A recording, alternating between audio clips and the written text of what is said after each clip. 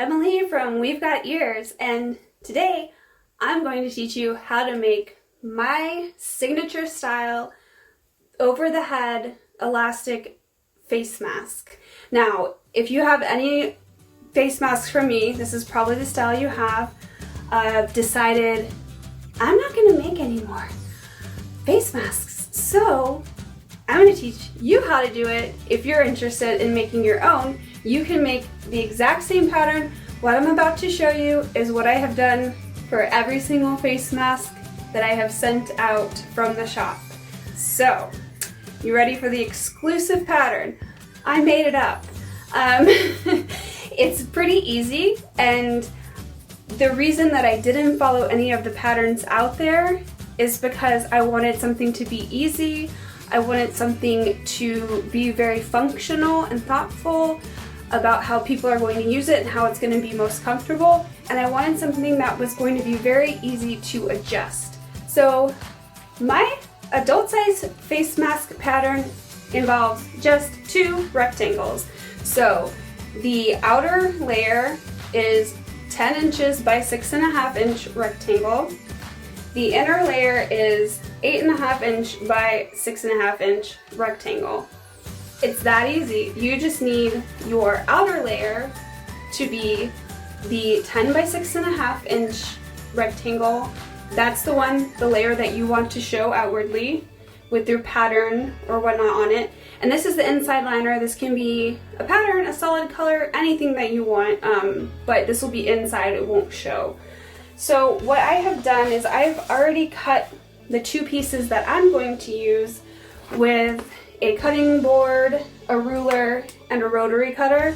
But obviously there's other ways to cut things. That's just the easiest way to get the precise square, because once you start with your very precise square, it makes everything a lot easier when you're going through these steps. So we're doing an adult size one right now, but I do have a child size pattern, and this is the one again that I have used in my shop. Same idea, just different dimensions. So the outer layer is going to be 8 inches by 6 inches, and the inner layer is going to be 6.5 by 6 inches. And the reason it's really nice and adjustable is that if you use this ratio, you can size up and size down this pattern however works for you, bigger or smaller. So let's get started. First step is longwise. You want to fold a hem 1/4 of an inch and iron that down.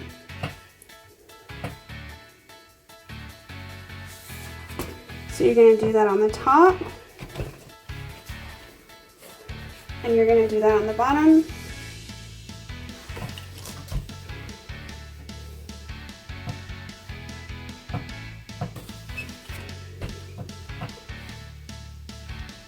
So you started with 6.5 inches. Now you're taking 6.5 inches to 6 inches. So now you're going to go on the side of the mask, fold in a seam 1/2 of an inch, iron that down.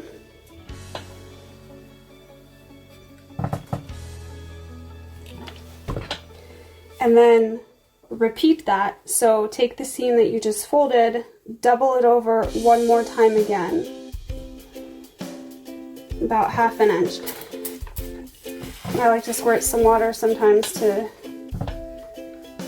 make my ironing seams a bit more crisp and they stay a bit better. So I'm going to do that same thing to this other side. I'm going to do 1/2 inch here.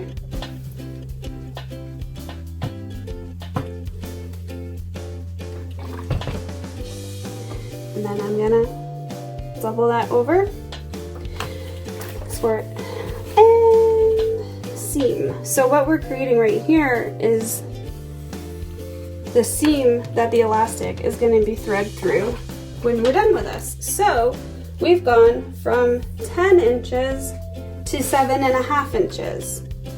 So after you're done your 10 by 6.5 inch rectangle will be 7.5 by 6 inches. So set that aside for a sec, and then we're gonna take our lining and we're gonna do almost the same thing. So I like to use what I just did as a guide.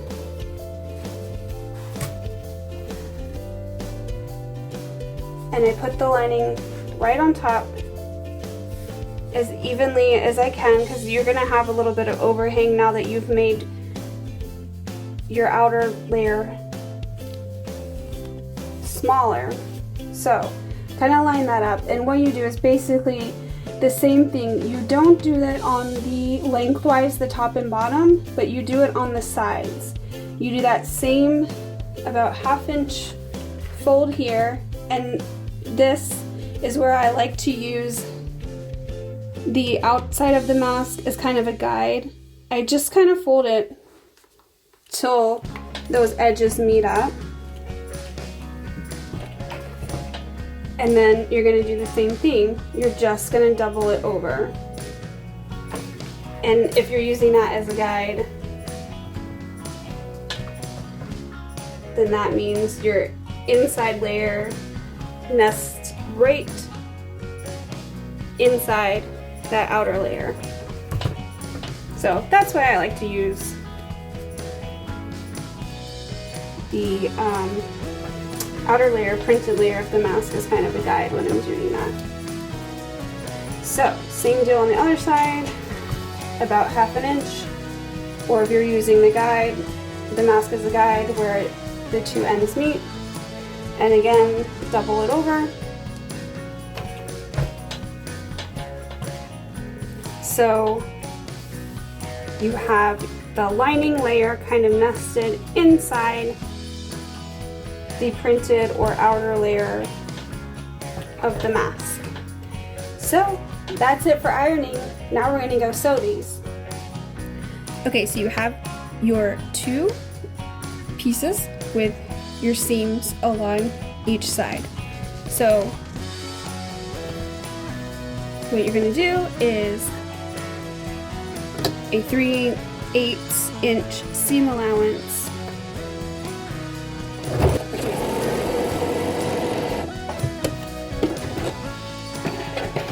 There's no need to do any back stitching on this because you're gonna do another seam over this.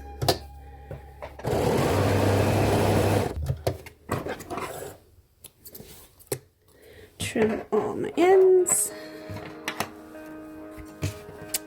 So same for this piece, you're going to again do a 3/8 inch seam allowance on the back side.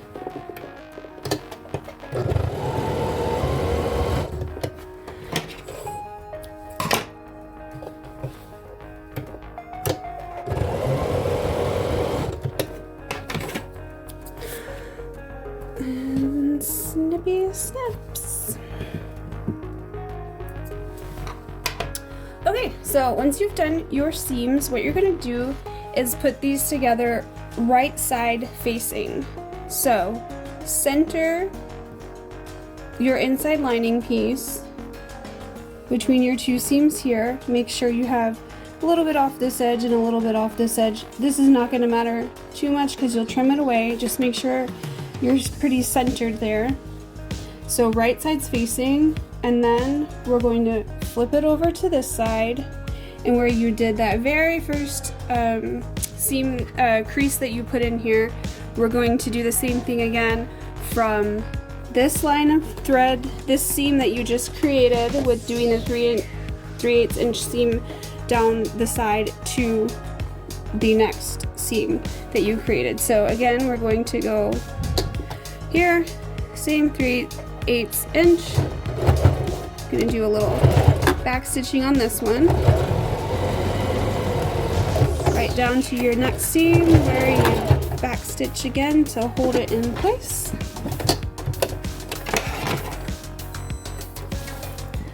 Snippy snaps. And then guess what? We're gonna do the same thing on the other side.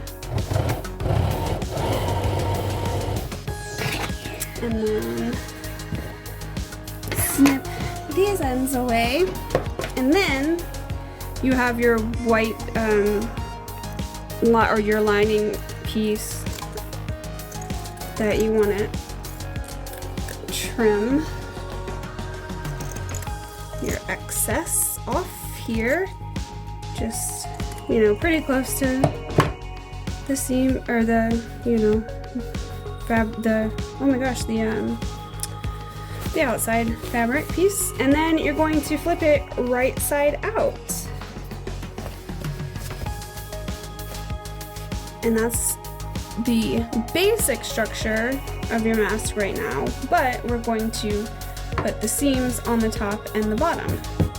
So what we have are the little aluminum mask strips that you can get on Amazon, is where I got these. So what I've done is, some of them are self-adhesive. These are not, so I just had to put a little dab of hot glue. But what I do is I create a little envelope out of just some white cotton fabric remnants and fold that in there just to give it an extra layer for comfort. Fold it in there. These I had to put a dab of glue on to get it to stay, and then I trimmed all the excess around the side. So sometimes your mask is going to have a top and a bottom. Well, I mean, it's always going to have a top and a bottom. What I should say is sometimes your pattern is going to have a top and the bottom. This one doesn't matter so much, but if you're using a pattern that it does matter, make sure that you are putting your aluminum nose strip at what you want to be the top of the mask. So we're just going to call this the top. And what I'm going to do is just insert it into this little tube, into the top, what is now the top seam, because I decided it was the top of my mask. And just envelope it in there, get it as close as you can to the center. So that looks pretty centered to me, and as close as you can to the top seam. And just make sure your folds and your seams are all straight, and then you're going to flip it over right side up, and we're going to make a seam to keep this in place.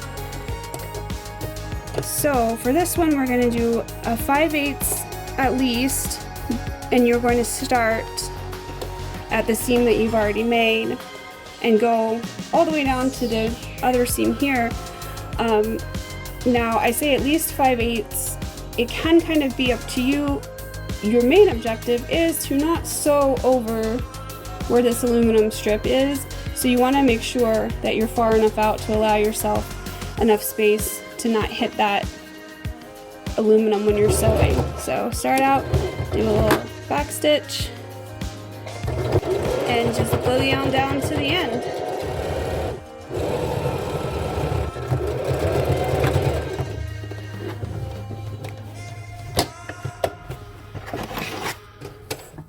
And then I like to go ahead and trim my strings ASAP so they're never in the way.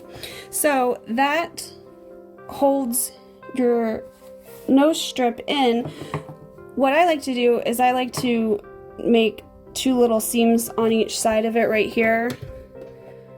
I think the chances of it actually slipping around in the laundry are pretty slim, but I do this just to secure it. Just a real quick forward and back seam on each side.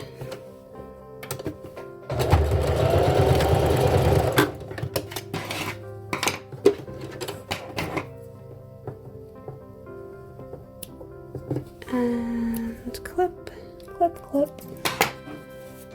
And also another thing that I do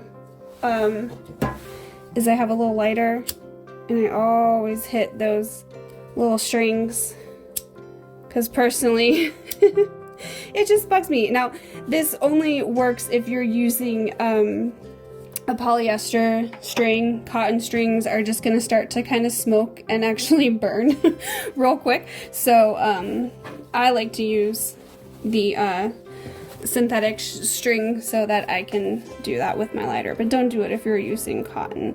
So what we're going to do on the bottom of the mask is the same thing. We're just not putting a nose strip in there, right? So we're just making sure our seam is flat. You can always iron it, but I find I don't really have a need to if I'm really neat with all my other steps. So this one, the seam allowance is going to be a little smaller since we're not needing to account for the nose strip. So, I mean, it really is kind of what you want. I just kind of probably, where am I?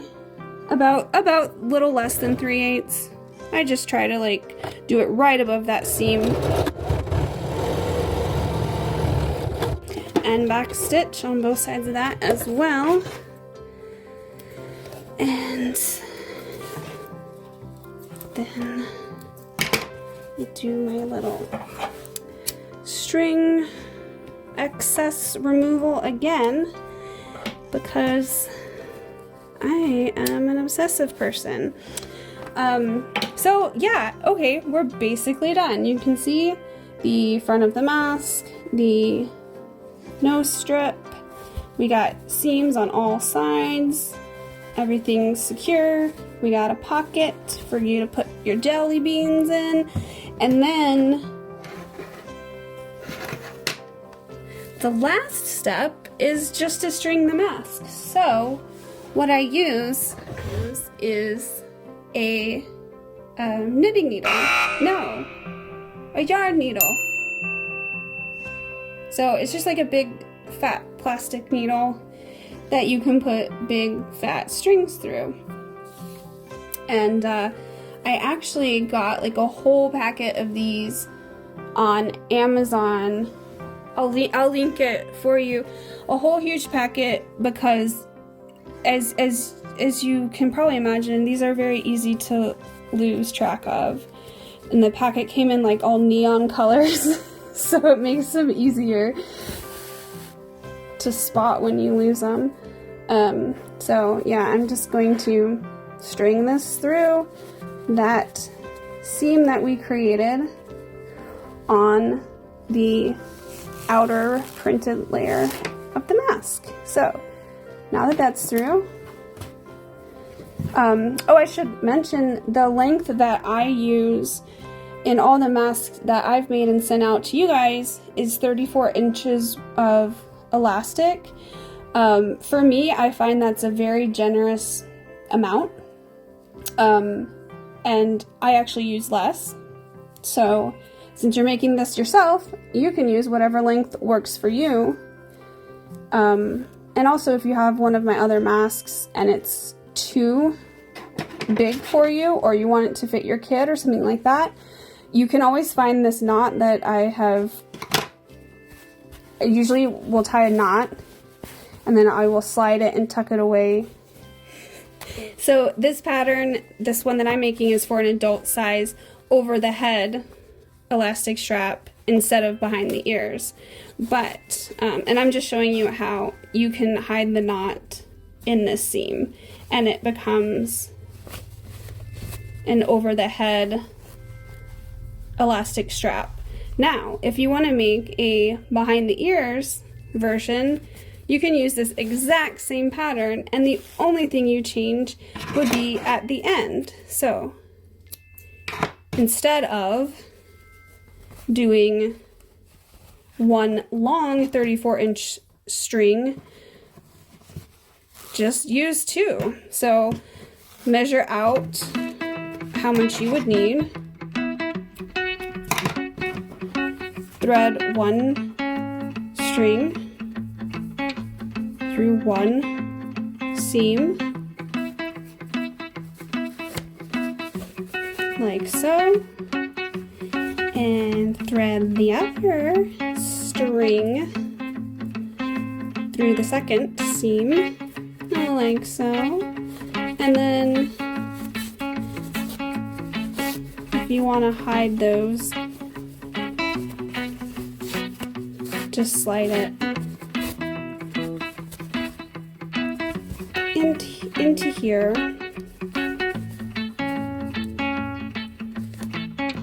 Oh my gosh, it's really not that hard, I swear. Just slide it into here, and then your knot is hidden, and you have a behind the ears style mask instead. So, I think that's it. Did I get all the steps, Alex? I think you got all the steps. Alright, I think that's it. So, there you are. You have your pocket, your nose guard, very versatile adult size mask, and like I said, the kid size, just use the exact same steps. And let me know if you have any questions.